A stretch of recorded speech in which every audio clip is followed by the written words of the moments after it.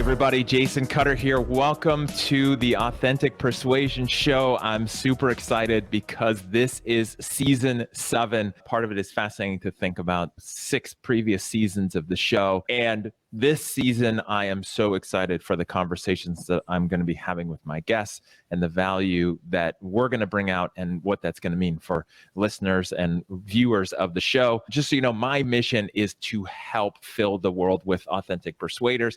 And the goal of this podcast, this show, is to be a guide for helping sales professionals, teams, anyone looking to get into sales, close more deals and make more money. And obviously, that's why we do these conversations, so it can be valuable and help you in some way as part of that and my own mission. If you didn't check it out, make sure to listen to or watch episode 555, which was the beginning of this season. I'm going to mention this a bunch, so if you've already heard me say that, the reason why is because it really sets up why I'm doing this season, what the goal is.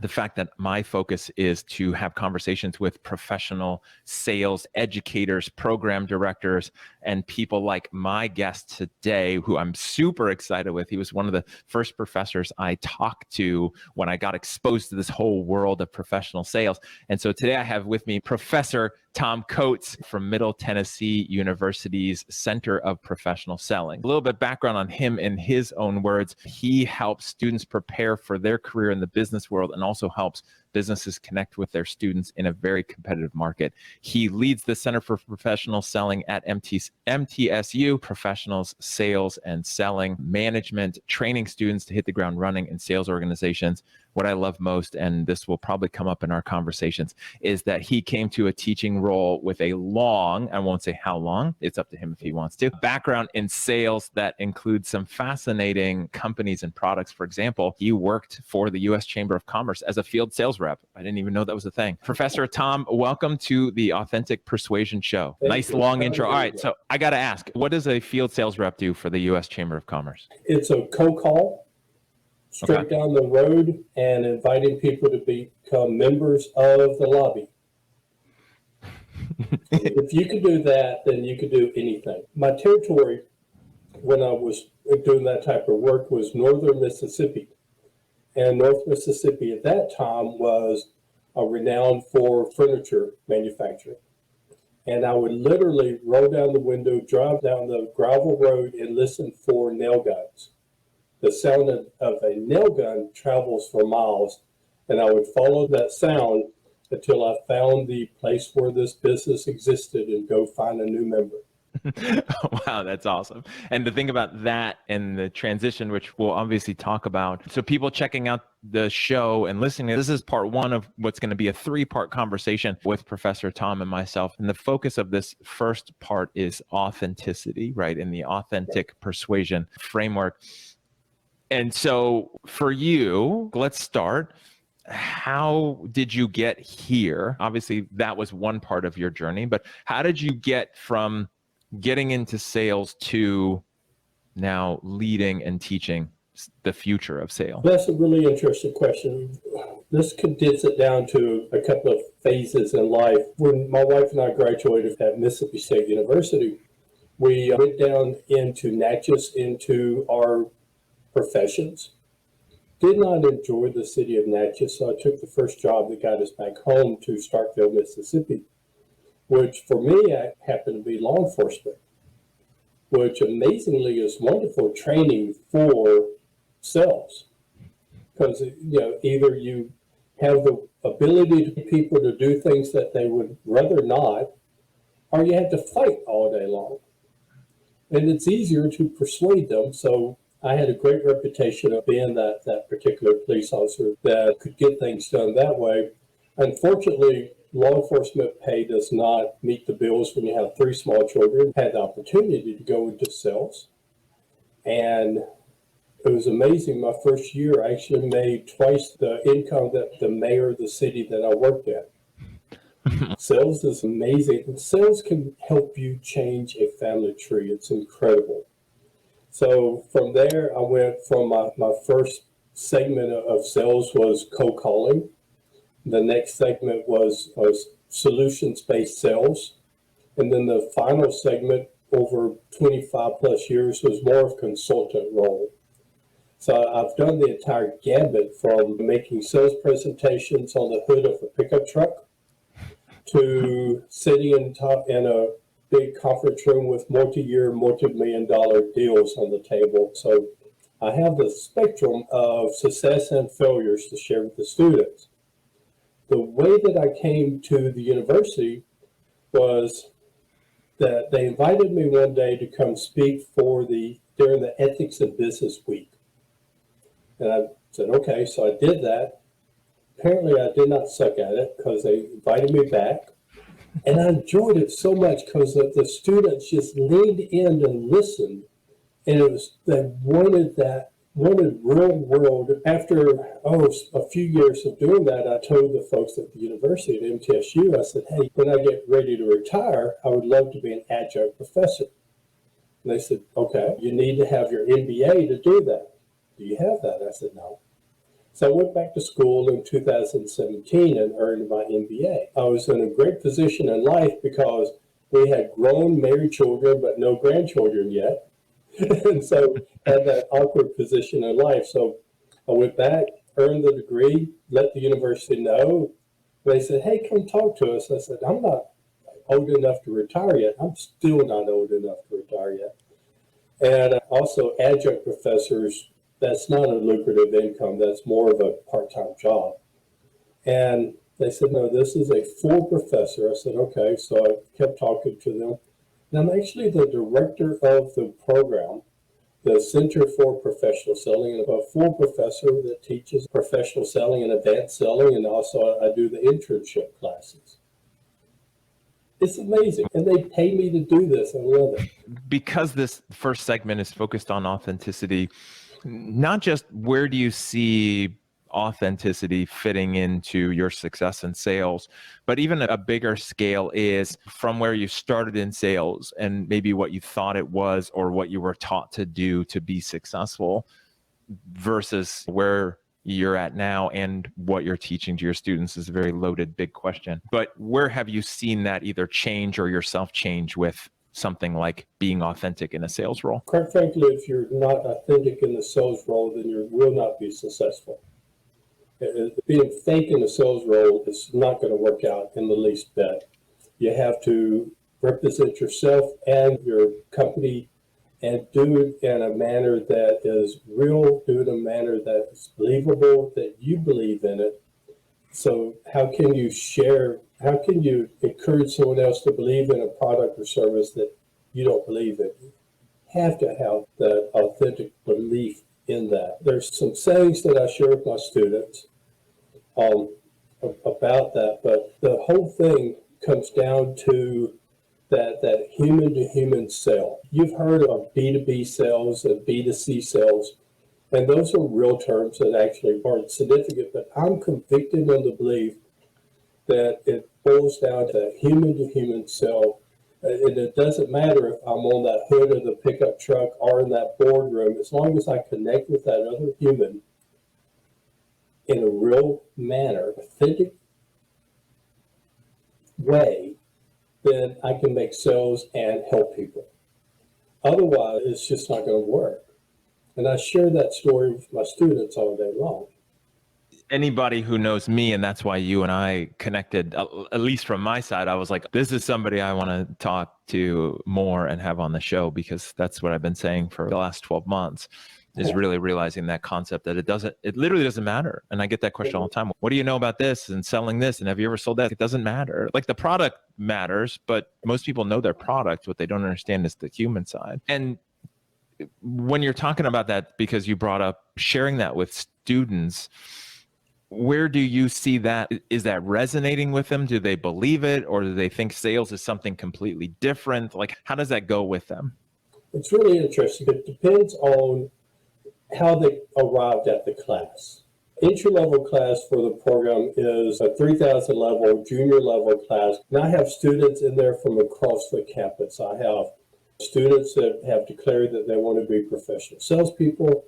I have music management majors. I have engineers in there. I have finance majors. accounting majors, hospitality majors, sports majors, the whole gambit across the board. Some of them come preloaded with an assumption. Now, assumptions blind. If you make assumptions, then you have a set path that you have chosen, and it blinds you to every other alternative. So I have to spend a little bit of time helping opening up or remove those blinders from that particular student. They have the ideal of that used car sales guy that you see on television. Not the real used car sales guy, but the ones that you see on television that are trying to trick you into doing something. Or that person that thinks that they have a magic word or a magic phrase that is going to close the deal. So they come preloaded with that assumption, and I have to spend a little time deconstructing that. The majority of them, though, they come with an open mind because they have heard already that the class is beneficial, and they want to know how. Because these classes of professional selling and advanced selling, especially the professional selling class, helps the student learn how to leverage that education that they have earned their entire life, leverage that education in making a very nice living, regardless if you go into sales or not, because everybody sells. I share with them the story of my 3 sons, and I don't spend a whole lot of time talking about family, but they give me a good illustration. My oldest son is a mechanical engineer.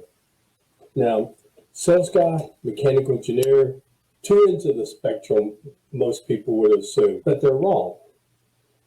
He presents proposals to the leadership in his company all the way up to corporate head, which is over in Europe. He presents the projects. He works on the storyboard of how to tell that particular story so that they fully understand and can envision the plant there implementing what he's proposing as a project. And he secures millions of dollars of investment into his project. That's a very good salesman. I have another son who is an auditor for an accounting firm. He has to listen to what his clients are saying and ask those relevant questions so that he can drill down into how best to help his client. I have another one that has his degree, and he's a doctor of physical therapy as his degree. Similar to the way I was when I was a cop, he has to talk people into or explain people and have them buy into the fact that they're going to move their body in a manner that is going to hurt. And they do it. And they love him. So those 3 very different professions all use sales techniques and sales tactics that help individuals improve their life, which is what a salesperson does, whether we do it professionally as a salesperson or if we do it for that internal sale as an employee within an organization. And you're right. The truth is that everything in life is sales persuasion at some level. Everybody in any role is persuading or selling anybody, right? Up their boss, their teammates, getting someone to go to the movie that you want to go to, some element in there for sure. And have seen over your career, even before the teaching part, where do you see people resist, or what keeps people from wanting to be authentic? To me, it's confidence. They have an ideal of what they should be like rather than who they are.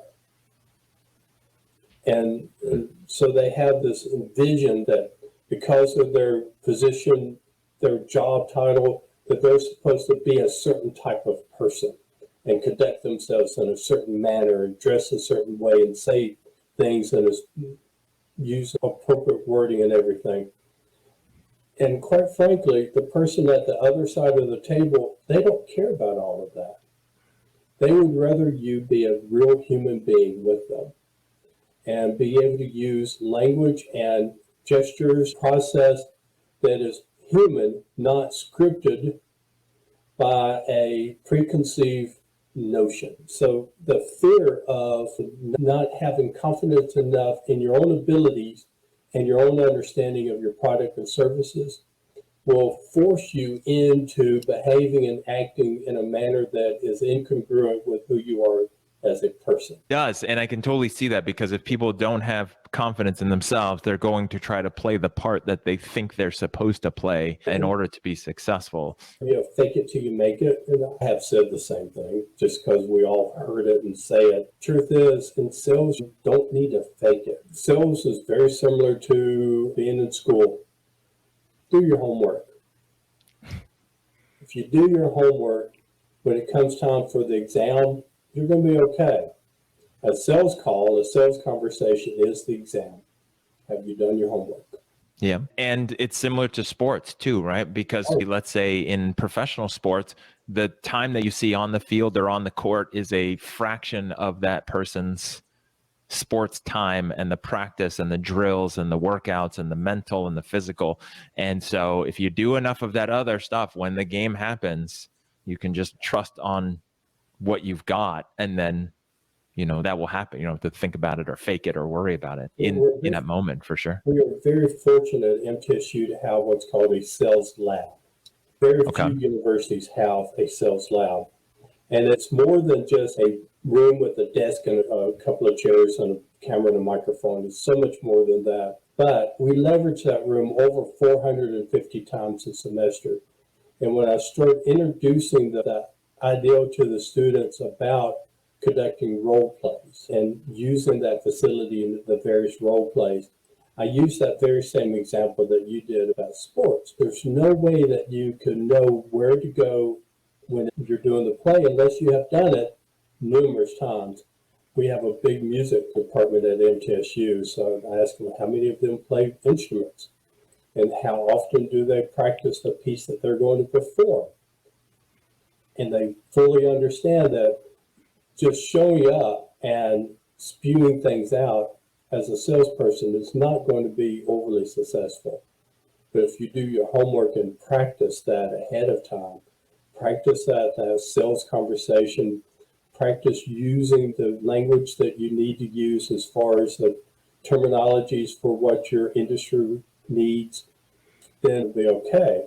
But it doesn't happen just because you're a nice person. It happens because you did your homework and you practiced ahead of time, be it sports, be it music.